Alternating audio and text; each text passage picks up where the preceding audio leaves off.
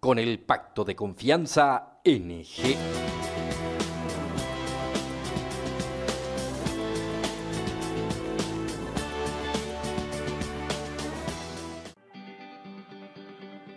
Paraguay tiene uno de los mayores crecimientos económicos en América Latina en los últimos años, impulsado por los sectores agropecuarios, agroindustrial y el segmento de la construcción.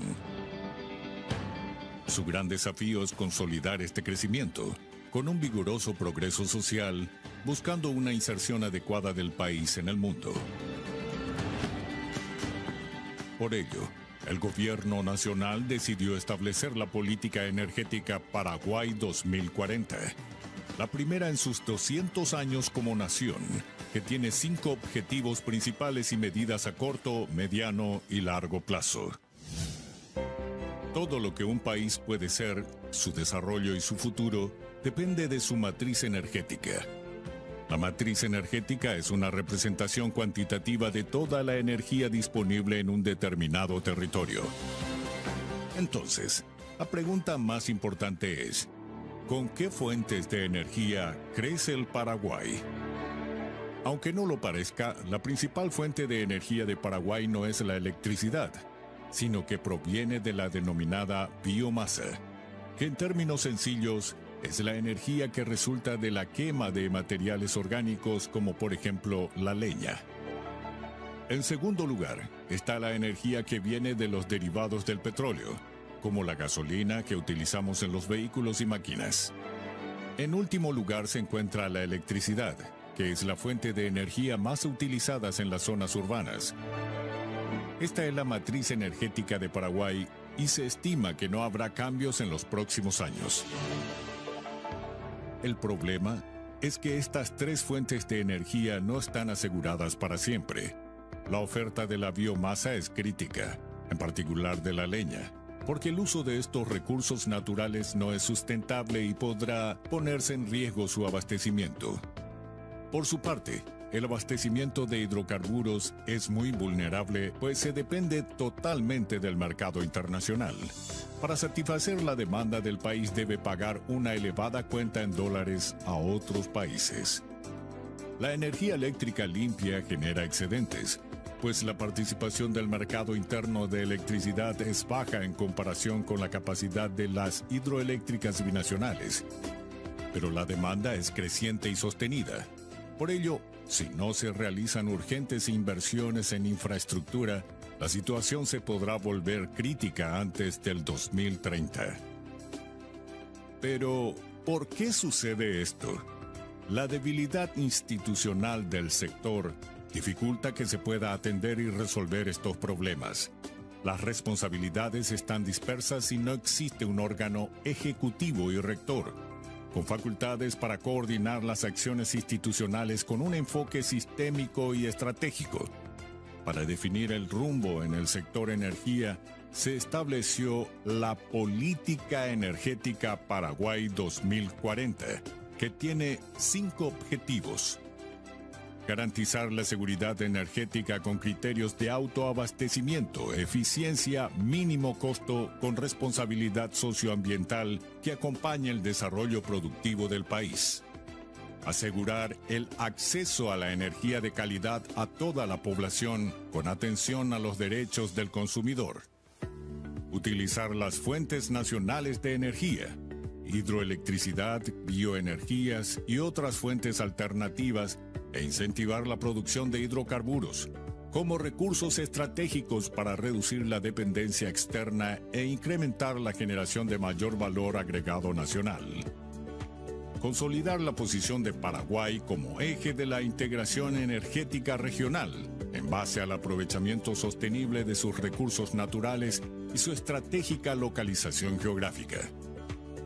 Propiciar en la población la comprensión sobre la importancia de la energía y su uso sostenible como factor de desarrollo integral. El actual gobierno nacional ya definió importantes medidas de fortalecimiento de Petropar en el marco de esta estrategia que busca mitigar la dependencia de hidrocarburos importados. En lo que respecta a la biomasa, se plantea el fortalecimiento de productores de bioenergía con programas de reforestación de pequeños productores de leña y de cultivos de materia prima para biocombustibles líquidos como el etanol y el biodiesel.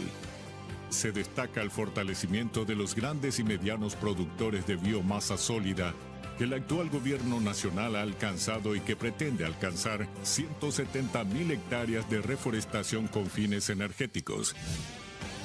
La Política Energética Paraguay 2040 busca atender las necesidades de energía de la población y de todos los sectores productivos con criterios de calidad, responsabilidad socioambiental y eficiencia.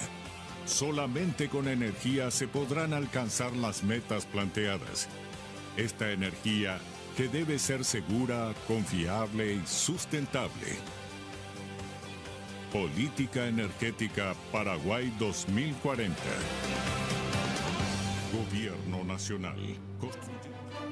20:08 en toda la República, 22 grados la temperatura. ¿Qué tal? ¿Cómo están? Muy buenas noches. Bienvenidos ya a nuestro espacio de puntos de vista, edición de este día miércoles 26 de julio. Teníamos este material que nos introduce un poquito a un tema quizás poco explorado, poco difundido y poco conocido.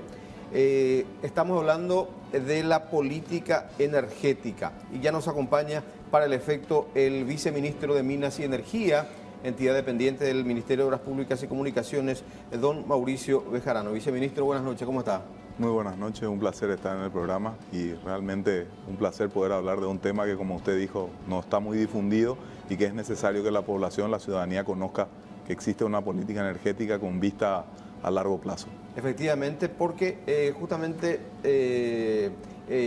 esa visión a largo plazo es fundamental, sobre todo cuando estamos hablando de una política energética, por ejemplo, que mueve toda la actividad productiva, económica de un país. Es así, esta es la primera política energética en la República del Paraguay.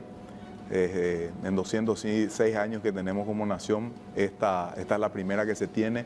Hemos proyectado a 25 años, nos hemos trazado objetivos de corto, mediano y largo plazo, en donde se atienda todo el sector energético. En el material que recientemente vieron, hemos mostrado nuestra matriz energética como tal, de donde se parte como para proyectar un futuro y atender cada una de las necesidades que se tiene para que el Paraguay se siga desarrollando con energía limpia, energía renovable y, por sobre todas las cosas, seguir incentivando la búsqueda también de hidrocarburos para evitar la dependencia que tenemos de ellos para el desarrollo de nuestro país. ¿Cuáles son las bases justamente de nuestra actual realidad energética, viceministro? Nosotros dependemos, como decía el material, en una gran parte, en una gran porción de la matriz energética, en un 43%, de la denominada biomasa, de la bioenergía que proviene del material orgánico, la utilización del material orgánico, que es la biomasa, la denominada biomasa, la madera en términos sencillos. Nuestra economía está muy sustentada en la quema de esto para el secado de granos, para la industria cerámica, para los hogares. Todavía un sector muy importante de la energía se basa en esa biomasa, para lo cual el gobierno se ha ocupado en poder cubrir esa demanda y si bien es cierto se tiene proyectado y de hecho los estudios prospectivos dan que en un futuro va a ir disminuyendo su consumo, la preocupación y la ocupación se centró en que esa fuente de energía pueda seguir siendo utilizada para que nuestro país siga teniendo la competitividad que hoy tiene en la agroindustria, que como todos saben tiene una preponderancia bastante importante dentro del Producto Interno Bruto, toda la parte de granos. Es de destacar que esta biomasa se utiliza para el secado de granos, no para la generación de energía eléctrica. Y eso es muy importante dejar sentado, porque toda la generación de energía eléctrica nosotros tenemos un 99.6% a partir de hidroenergía. Esta biomasa que, como dije, nos llevó a tener labores muy importantes y fue uno de los objetivos a corto plazo que nos hemos trazado es el decreto 4056 que prevé la reforestación con fines energéticos y el objetivo es en los siguientes 4 años tener 160.000 hectáreas reforestadas para tales fines. Porque utilizar leña significa talar árboles, tumbar árboles. Correcto, entonces este decreto lo que provee es que en 10 años más toda la madera a ser quemada por la industria va a tener que ser certificada. Quiere decir que va a tener que venir de una reforestación o de un manejo sustentable de los bosques. Para eso obviamente estamos trabajando en una mesa interinstitucional con la Infona, con la SEAM, con el Ministerio de Industria y Comercio, como para que esa certificación y esa aplicación de madera certificada sea gradual y al cabo de 10 años podamos cuidar nuestra naturaleza. Hoy lo que tenemos es como una prioridad cuidar nuestra naturaleza, razón por la cual tenemos que ir incentivando esa reforestación, y por otro lado no podemos desatender que un sector muy importante utiliza la madera. Por eso nos pusimos este objetivo de ir reforestando con esos fines netamente. ¿Y conviene seguir utilizando madera, viceministro? Es un mecanismo bastante utilizado y lo que hace económico. Es económico, correcto. ¿Por qué? Porque en el caso de sustitución por cualquier otro tipo de tecnología, tenemos muchos estudios que nos denotan que puede duplicar, inclusive triplicar el precio, triplicar en el caso de se utilice hidrocarburos, que hoy no lo tenemos. Entonces la industria sigue utilizando y es por eso que hemos puesto estos objetivos, y de hecho se está tomando mucho. El gobierno ha previsto un fondo muy importante en el Banco Nacional de Fomento, a una tasa muy interesante, como para que el productor mediano y grande pueda tener acceso a esos créditos y pueda ir reforestando, para que al cabo del sexto año ya va a haber una aplicación del 30%, al cabo del sexto año de la aplicación de este decreto que tiene fecha 2015, y eso vamos a ir incrementando gradualmente hasta llegar al 10º año, en donde se va a tener que usar 100% de madera certificada. Además de eso, también se está trabajando con los pequeños productores. Hay un proyecto que se llama Proesa, que prevé trabajar con los pequeños productores para que también vayan reforestando.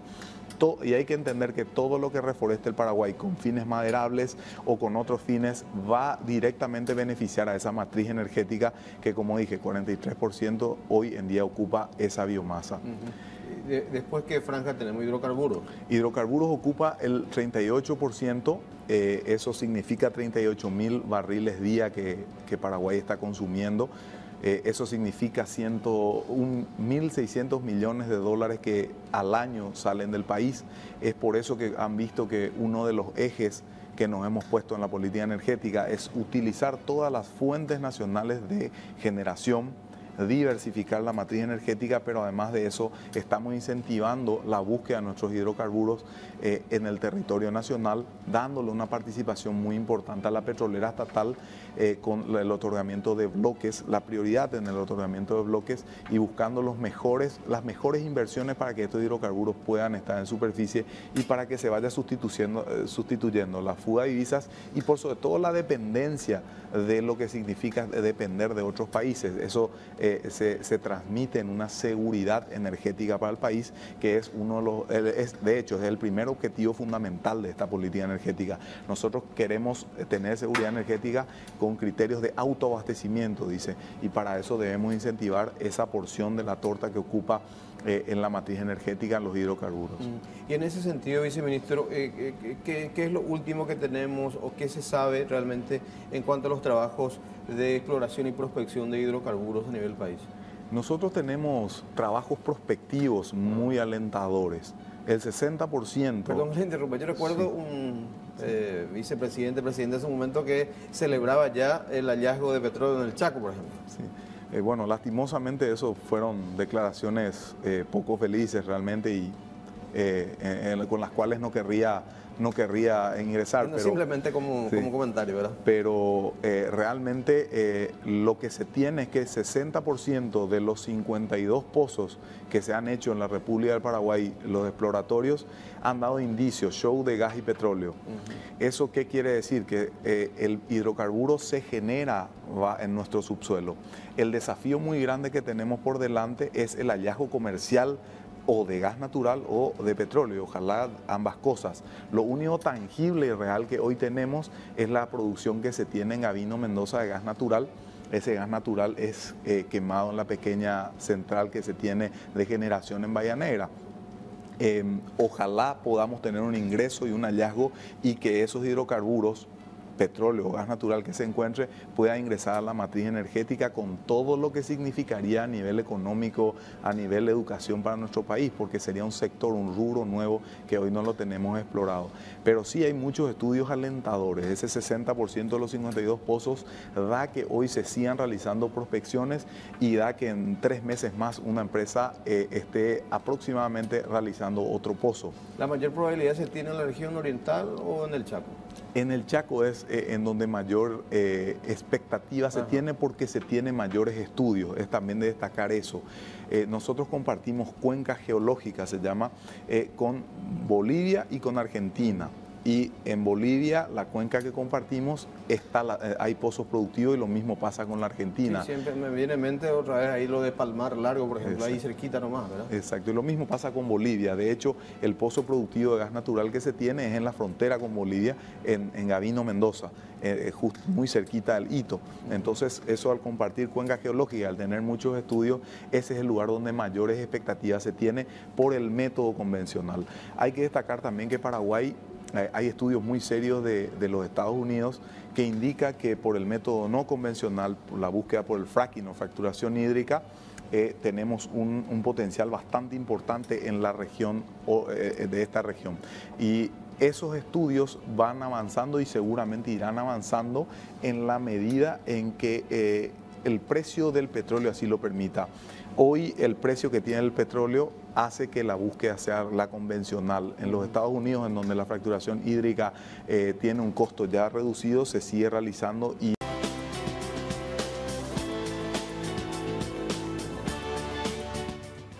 Seguimos en compañía del viceministro de Energía, Mauricio Bejarano, hablando un poquito sobre lo que significa la política energética, la bioenergía. Cuando hablamos de bioenergía, ¿de qué estamos hablando, viceministro? Esencialmente de la biomasa, es la utilización de material orgánico, que también podría ser los biocombustibles, que Paraguay ha tenido un aumento significativo en los biocombustibles, en la utilización de la caña de azúcar como un biocombustible, y además en los biodiesel, que tiene su participación. Pero esencialmente en el Paraguay se basa en esa biomasa de la cual hablábamos y de la cual nos hemos preocupado y ocupado para mantener nuestra matriz energética, para que se pueda sostener la economía por un lado, y por otro lado, y no menos importante, proteger a nuestros bosques, que es una tarea muy importante que tenemos. Ahora, el tema de los biocombustibles, ¿por qué no en principio había surgido así como la gran noticia, pero después se fue como disipando? ¿Qué fue lo que ocurrió? Existe una reglamentación, existe una participación de los biocombustibles. Definitivamente lo que va marcando la utilización de eso es las especificaciones técnicas de los motores que van llegando, y para eso se está trabajando a nivel bastante grande. De hecho, en un par de meses hay una reunión bastante importante de biocombustibles, como para ir unificando a nivel global las características de los motores y la utilización del porcentaje de biocombustibles dentro de los combustibles fósiles que existen. Pero mientras tanto tenemos países como Brasil, que es un gran impulsor de esto, que utiliza bastante el alcohol, que conocemos todos, y nosotros tenemos hoy una producción bastante importante de esos biocombustibles.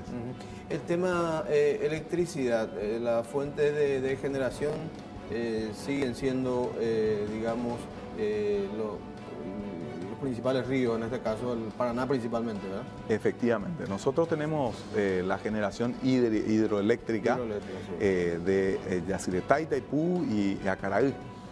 Nosotros tenemos esa producción 99.6% de generación limpia, que es un motivo de orgullo, debe ser un motivo de orgullo. Todos los paraguayos somos un ejemplo a nivel mundial con eso, independientemente de la participación que tenga dentro de la matriz energética, que hoy es 18%, y que los estudios prospectivos indican que va a ir creciendo la utilización. De hecho, venimos creciendo a un 8% aproximadamente en la utilización de energía, razón por la cual también el gobierno, dentro de la política energética, ha previsto la generación desde este momento, y no solamente la generación a partir de los ríos, sino una diversificación de la matriz energética. En este momento está en licitación, en etapa ya licitatoria, ya ha pasado la precalificación. El único lugar en donde se quemaba combustible fósil, que he dicho que es con gas natural de Gavino, Mendoza, es Bahía Negra. Sí.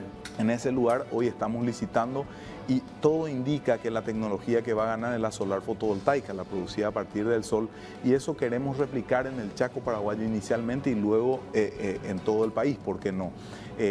Nosotros tenemos que ir incrementando megavatios en la generación, nosotros tenemos que ir diversificando esa matriz energética y por otro lado debemos seguir sumando con las pequeñas centrales hidroeléctricas. También está en proceso licitatorio por primera vez la pequeña central hidroeléctrica de Ipané. Sí. Eso ya está en etapa de precalificación, ya ha pasado, viene avanzando muy bien. Y hemos visto con muy buenos ojos la cantidad de países y empresas que han tenido interés en esa licitación. También queremos replicarlo por 3 de ser posible, de 5 de ser posible, y luego desarrollar todo el complejo de potencial hidroenergético que tenemos. Existe un atlas hidroenergético con el potencial hidroenergético, eso lo pueden encontrar online en nuestra página web, que indica el potencial que tenemos, que son nuestros 800 y 1000 megavatios aproximadamente dentro de los ríos internos nuestros, independientemente que también a mediano plazo está preparado y escrito de que tenemos que seguir con las grandes obras hidroenergéticas complementarias a las que hoy se tienen. Y ante este escenario que está refiriendo el viceministro, ¿se piensa la necesidad, por ejemplo, pregunto, de crear un ministerio exclusivamente de energía en Paraguay? Definitivamente, dentro de uno de los objetivos a corto plazo que se tienen, nosotros hemos llamado corto plazo 8 años, mediano 15 y largo plazo 25. Dentro de ese corto plazo, en los 8 siguientes años, está prevista la creación de un ministerio para que pueda tener las facultades normativas para ordenar todo el sector energético y para poder tener la aplicación correcta de lo que hoy está escrito y está proyectado para 25 años. Por de pronto tenemos un viceministerio de Minas y Energía. Correcto. Se encarga de todo el sector energético con algunas facultades disminuidas, razón por la cual se pretende dar el grado de ministerio, no simplemente por el hecho de incrementar la categoría o rango de ministerio, sino lo que se pretende es dotar de mayores facultades normativas a esa subsecretaría de Estado y que pase a secretaría, y eso está proyectado. En este gobierno el señor presidente ha recomendado y encomendado de que todo lo que sea el aparato estatal vaya disminuyendo costos y no crezca. Esa es la razón por la cual ya no se ha creado, pero sí está previsto, como lo dije, en los siguientes 8 años crear ese ministerio y poder dotar de todas las facultades normativas a esa institución que va a tener un rol preponderante en la hipótesis de tener hallazgo de hidrocarburos por sobre todas las cosas y tener una organización muy importante en el sector energético. ¿Y en el área de minas cómo estamos actualmente? La minería, tenemos una minería bastante incipiente realmente en nuestro país. Este gobierno, tanto en hidrocarburos como en minería, tuvo un rol preponderante que fue lo que hemos llamado una depuración del catastro hidrocarburífero y minero. ¿Qué significó eso? Que las empresas que detenten los bloques concesionados o permisionados sean empresas que realicen las inversiones a las cuales realmente se comprometen con el Estado y que lleven al hallazgo tanto de hidrocarburos como de minerales. Y para que eso pase hemos tenido una importante labor para que ese catastro pueda estar saneado y que puedan haber bloques libres como para que las empresas puedan venir y tomar los bloques y poder prospectarlos y luego explorarlos y ojalá tener un hallazgo. Existen estudios bastante importantes del potencial que tenemos en minería y para eso hemos estado poniendo el país en varios foros internacionales, uno de ellos recientemente en Australia, que es un foro muy importante a nivel internacional de tinte mundial, intentando que las mejores y mayores empresas más que mayores y mejores sean las serias, las que vengan a cumplir con su compromiso y puedan desarrollar un sector que hoy está prácticamente naciente. Hay un mineral que está siendo explotado, que es el oro, pero existen muchos otros que están en estado inclusive en fase de explotación, pero que en este momento están suspendidos. Hablan estudios bastante importantes que estamos entre los 30 países con mayor potencial de uranio. Aparte de eso tenemos un estudio, una persona muy renombrada en el sector minero, nada de esto tiene un sustento científico, pero sí tienen estas personas que respaldan con su nombre. En el caso del titanio que tenemos en toda la zona de Alto Paraná, esta persona ha dicho que tenemos la mayor reserva de ese mineral.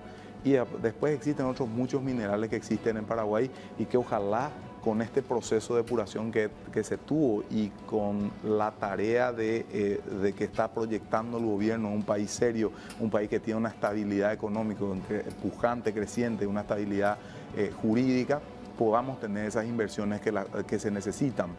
La empresa que tiene la concesión de la explotación del oro en Guairá, ¿cómo está trabajando actualmente y está cumpliendo con lo que estipula el contrato de concesión? Eso se vigila constantemente. La tarea y rol del Estado es que ellos cumplan con lo que se comprometen. Existen planes de inversión que ellos mismos presentan y que tienen que ser aprobados por el Estado. Y la tarea trascendental nuestra es controlar que esas tareas se vayan cumpliendo. ¿Y ya se sacó mucho oro, viceministro?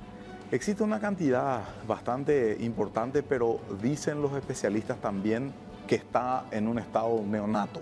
Recién esto puede empezar cuando la minería vaya a subsuelo. Hoy lo que se hacen son minas sobre la tierra, simplemente. Prácticamente superficiales. Es así. De hecho, se trabaja así, tanto los artesanales como la misma empresa se trabajan de esa forma, pero la minería real va a llegar en la medida en que eso hablan los especialistas, de que se pueda ir bajo el subsuelo, bajo el basalto y tener unos túneles importantes, y a partir de ahí creo que la cantidad de oro va a incrementar muy positivamente. ¿En carbón no hay posibilidad de...? Carbón mineral, existen estudios muy someros de que se tiene alguna posibilidad, pero no es algo que se haya explorado. Bueno, ¿qué nos depara de aquí al 2040 con un redondeo, viceministro?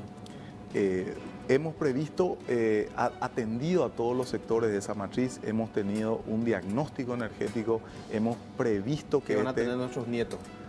Queremos seguir produciendo. El eslogan de la política energética es: nos desarrollamos con energía.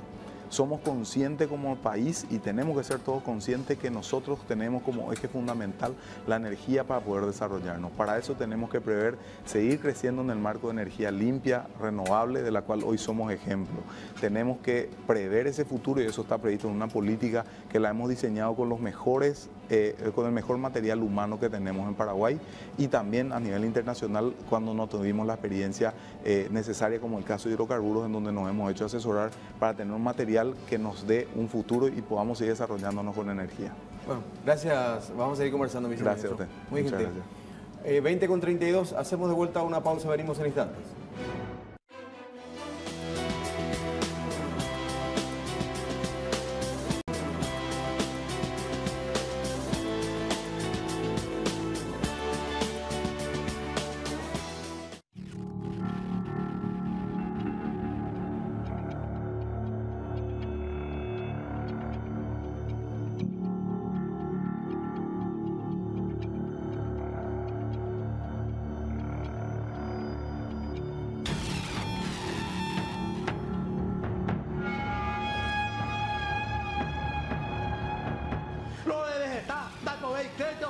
Rico me van a mandar hoy. A mí se me olvidó ya porque estaba hablando de estarme un juez. No, mano, mujer, arrodillado. ¡Para, manota!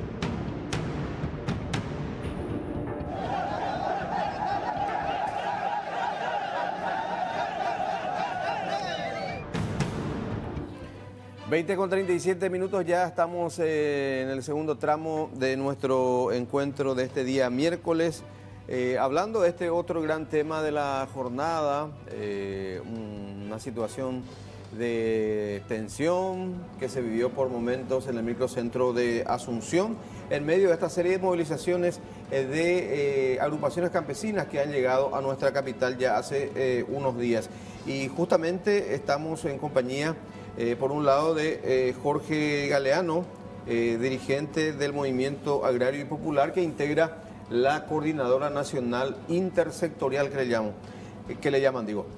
Jorge Galeano, buenas noches, Maizapa. Buenas noches, Silvio, y Juan, que hija César Luonde y al gerente del Crédito Agrícola Habilitación. Justamente, le saludamos también al ingeniero agrónomo, en este caso César Baranda, gerente general del Crédito Agrícola de Habilitación. ¿Qué tal, ingeniero? Pero muy bien, Silvio, muchas gracias por el espacio. Un saludo acá a Jorge y también a la audiencia. Claro, le invitamos a la gente del Crédito Agrícola porque justamente uno de los principales reclamos y el motor de esta movilización tiene que ver con la búsqueda de condonación de las deudas, ¿verdad, Jorge? Así mismo, desde la Coordinadora Nacional Intersectorial, Roberto tiene un trabajo ya de mucho tiempo.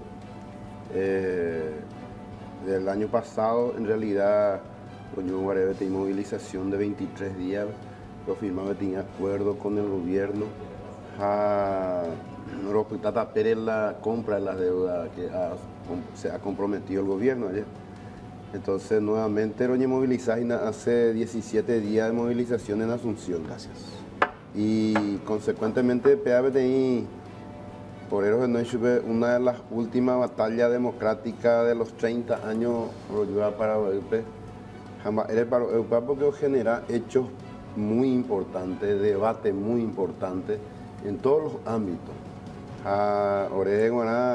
Hoy tiene avance, porque quiero dejar este día la reunión, por ejemplo, extraordinaria de la Junta de Gobierno, donde un gativo trata a ver real, debe tener reconocimiento de un hecho grave por la cual atraviesa la producción campesina y especialmente la agricultura familiar campesina. ¿Sí? Ingeniero, digamos, ante estos planteamientos, ¿qué participación tiene en todo este asunto del crédito agrícola? ¿Cuál es la cantidad o de qué cartera estamos hablando de productores agrícolas que están recibiendo asistencia de la institución?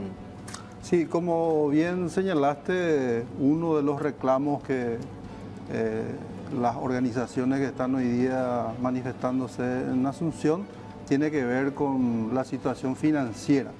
De hecho, hay un anteproyecto de ley que ellos mismos han presentado como propuesta que tiene por título la rehabilitación financiera de la agricultura familiar. En ese sentido, tenemos que comentar de que el año pasado, justamente cuando se hizo la última manifestación, la institución ya contaba con una herramienta legal que es una ley que habilita al Crédito Agrícola de Habilitación justamente a rehabilitar financieramente a los productores integrantes de la agricultura familiar.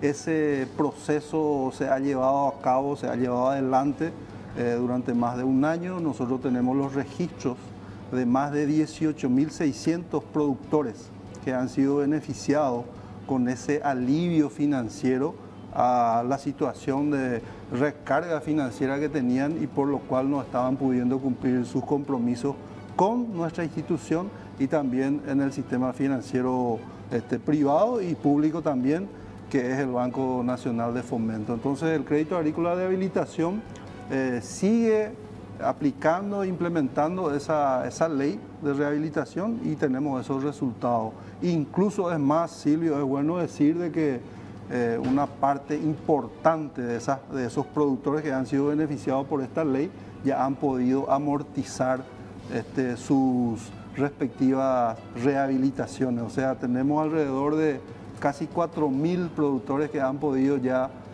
amortizar sus compromisos, porque recordemos de que esa rehabilitación estaba planteado a un plazo de 10 años. O sea, una persona que tiene una deuda que no estaba pudiendo pagar por algún tiempo ha sido objeto de ese alivio, llevando y postergando el pago a 10 años de plazo. Periodo de gracia.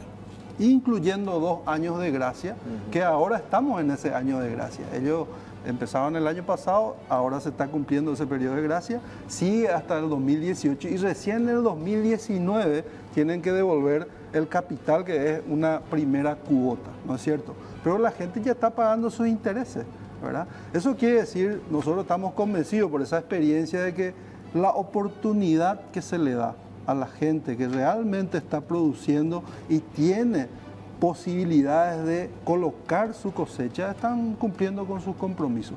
Lógicamente no desconocemos desde la institución de que ha habido dificultades en el sector en materia de precios de los productos fundamentalmente, y también estos fenómenos climáticos que se han presentado tanto a partir de las inundaciones en ciertas zonas del país y también últimamente el registro de la helada que se han presentado a nivel país.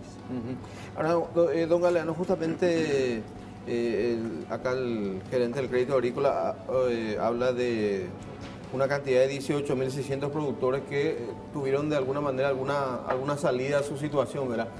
¿Realmente ustedes tienen alguna cantidad aproximada o, por qué no exacta, del grupo de campesinos que requiere de esta condonación o de esta rehabilitación de sus créditos? En realidad, Silvio,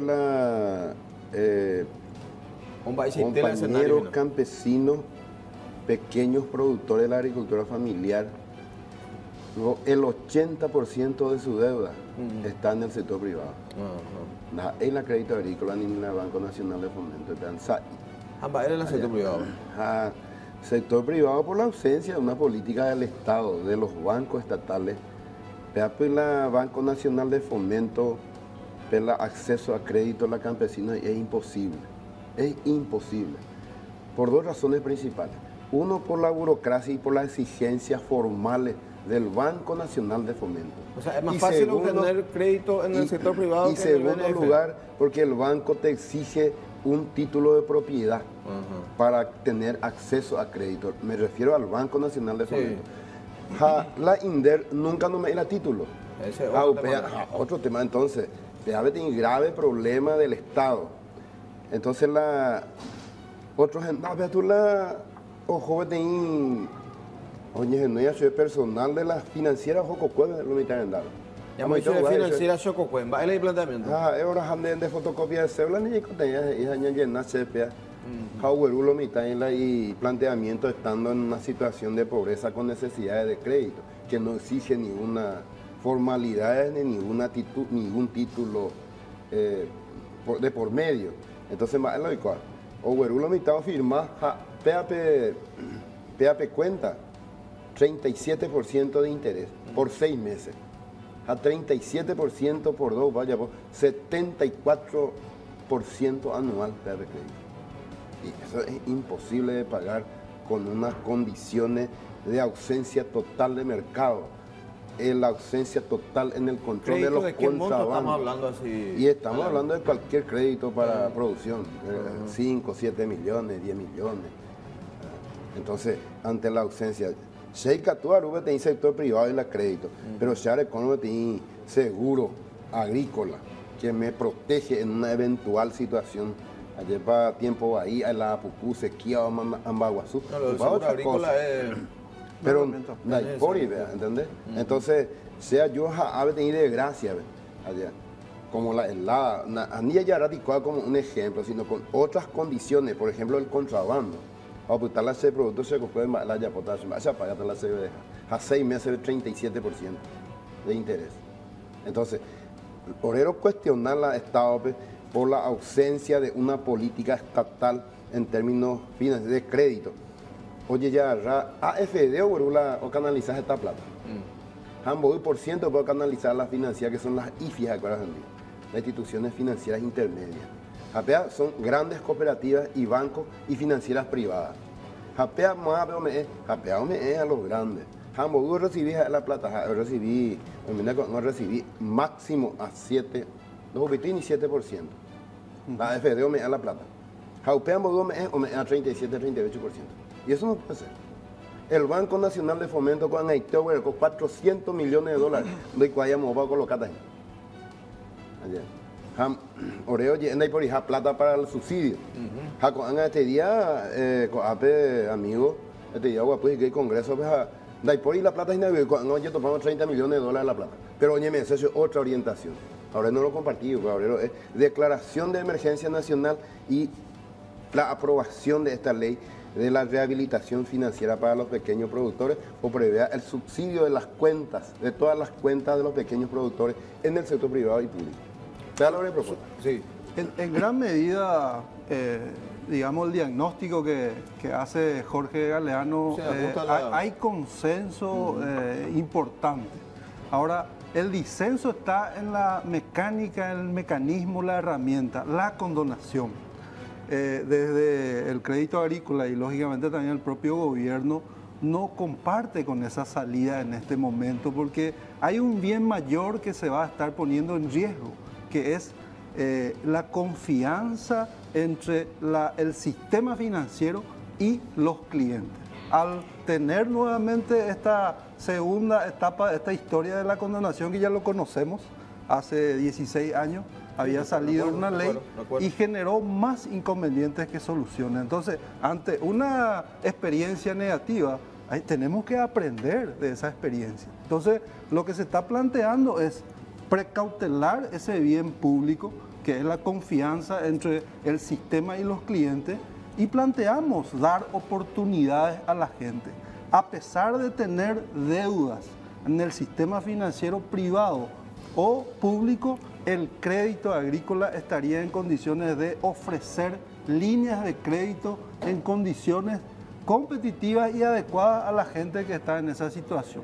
Esa es la propuesta básicamente que se tiene en la parte financiera. Y en la parte, digamos, productiva de asistencia no financiera, el Ministerio de Agricultura tiene un paquete que se estuvo difundiendo en el día de hoy, incluso desde ayer, para ofrecer al sector productivo estos recursos en materia de fomento, en materia de apoyo no reembolsable para la adquisición de insumos técnicos, a la asistencia técnica, el acompañamiento al mercado, que realmente son los problemas que está causando este síntoma de que la gente esté acogotado financieramente. Se tiene que trabajar esos elementos. Recién se mencionaba el seguro agrícola. Es una herramienta que también hace falta al sector de la agricultura familiar, que se tiene y se está trabajando.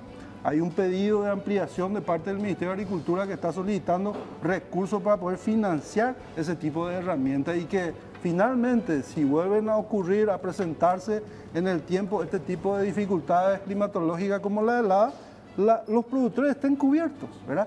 Ese es el ideal que se busca. Entonces, reiterando, hay un consenso amplio en el diagnóstico, en varios de los aspectos que se mencionan. Lo que se está planteando es un camino distinto, un camino de disciplina gubernamental en no plantear, por ejemplo, la condonación nuevamente. Porque hay, de hecho, don Galeano, hay otros sectores, otras organizaciones campesinas que también dicen que de hecho la condonación es la solución. No, pero allá no coincidir con el gerente, en el sentido de que la condonación a los pequeños productores de la agricultura familiar pueda en alguna medida quebrantar confianza. Esa hay que atuñe condonar la azucarera y turbe. Esa hay que atuñe condonar subsidiar la gasoil a los productores, a los grandes productores, millones de litros, que representan millones, más de 400 millones de dólares anuales. Esa hay que atuñe subsidiar 87 millones de dólares a los transportistas, a las empresas, a los empresarios. A 48 empresarios de Basilio, 87 millones. Es cerca de 20.000 familias lo beneficia sea con eso. Quizás no llega ni a los 34 millones de dólares que estamos planteando allá, una vez que trabajemos la famosa que dicen lista allá. Entonces, de que cosas tienen necesidad histórica y una cuestión patriótica. ¿Y qué respuesta tuvieron del Parlamento, por ejemplo? Ahora vengo con este pero construir ojo y estuvimos hablando con el gerente ahí antes de entrar acá.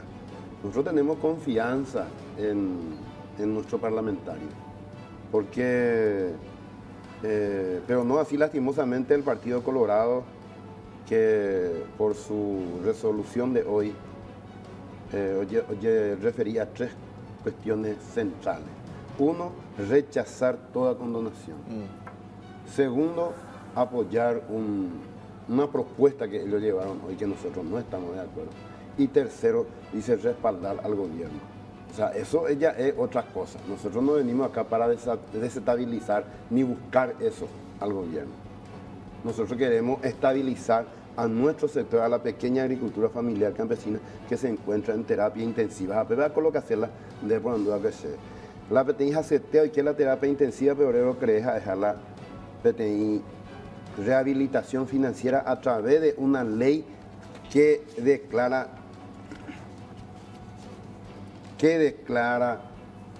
emergencia nacional en todo el territorio de la República.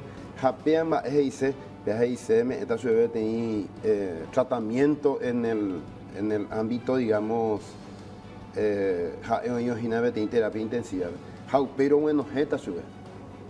Bueno, esta ciudad ya me dejan hacer otro tratamiento, es un auxilio por el lado de Yehuda. Pero plantear ya ciudad seguro agrícola, un ministerio para la agricultura familiar. Más cuantificado, ya se puede hablar de monto, de cifra. Oye, aproximar los 34 millones de dólares. Ya referirse a las otras organizaciones. Que el Estado, a través de su organismo, compre la deuda del sector privado que ustedes tienen. Efectivamente, subsidien jamás y simpático. Vea a Peorero Ropillaco y en otro debate en donde a mí me tocó estar también con la presidenta, justo estuvo la presidenta del Crédito Agrícola de Habilitación y el presidente de la Asociación de Bancos Privados. O para cómo, y por eso le preocupar la condonación, ¿cómo? Porque oye, yo voy a ver videos, a ver, no yo pagué orejas. ¿Entendés? Silvio, eso es grave. Entonces, ¿por qué el gobierno, cualquier momento la presidenta del banco manda o no oye, yo voy a ver la cuenta? Orero es con este, pero desafiar a cualquiera del banco o presentar un boletín comprobante, yo voy a ver la deuda. No, yo voy a ver, menos acá yo voy a el presidente del banco y Orero cuando yo pagué con a ver la. Sí. Yo voy a ver. Entonces, entonces nosotros no tenemos para, en ese sentido, por eso hemos recurrido al Congreso Nacional, porque ahí no hay confianza, hermano. Bueno, antes de pasar y para redondear su intervención nomás, porque tenemos que ir cerrando. ¿Qué va a pasar mañana, en los próximos días? Por eso, con mucha esperanza y saludamos con mucho patriotismo la apertura que ofrece el Partido Colorado Fracción, que dice denominarse Añetete, que liberó los votos para mañana. ¿Mañana se trata? Mañana se trata. Con y ahí de 2 sectores, el PRL institucionalmente que va a apoyar con su congresista, estamos hablando con los otros sectores y con el Frente Guazú, ¿verdad? Ahora pensar, ojalá, Roger Urea ya, y voto fuera y que todo eso ya se acabe teniendo. Ustedes van a seguir. Oré indefinida la movilización con mucha fuerza cada día más, Silvio. Me dice, no sé si es cierto o no, ¿hubo una persona que falleció, alguna criatura? Que tenía tapichama, ¿no? A ver, con las eras. Apea hoy na curiosidad, el compañero Ángel Cardoso, pea San Pedro, distrito de General Resquín, aquí era la comunidad. Oye, ya ración neumonía. Apea de esa era su peite, Japón. Ojalá la pende ya para cobertura, pero rey se ha y no situaciones precarias, heladas, carpa. Vamos, no este día, ahora con 39 años, ya 2 hijos. Allá lamentable situación. Ahí va, y la situación, Orero apelar a la sensibilidad de este gobierno y principalmente de Horacio Carte y su congresista, y que todos esa colonia nos empieza ya a generar las condiciones de paz en el campo de trabajo y también en la ciudad. Gracias, Jorge. César, ¿va a redondear? Sí, simplemente resaltar de que los subsidios a la agricultura familiar han habido y seguirán habiendo. Incluso la propuesta que hoy se llevó al Senado tiene que ver con eso. Son como 20 millones de dólares que el Ministerio de Agricultura va a disponibilizar para el abordaje de los requerimientos que tiene la agricultura familiar campesina, subsidio directo. Y el tema financiero, los créditos del crédito agrícola de habilitación son créditos subsidiados en tasas del 6% anual. Recién Jorge señalaba que en el sector privado son 37% en 6 meses, 74% en un año. Sí. Nosotros damos 6% anual. Si es 6 meses son 3 puntos. O sea, las tasas están subsidiadas y es para la agricultura familiar. Por eso se plantea que sea el crédito agrícola de habilitación la entidad que atienda estos reclamos desde el punto de vista financiero. Bueno, vamos a seguir debatiendo. Gracias por su presencia a ambos. Cerramos puntos de vista. Ya están Jennifer y Diego para la continuidad informativa aquí en C9N. Buenas noches.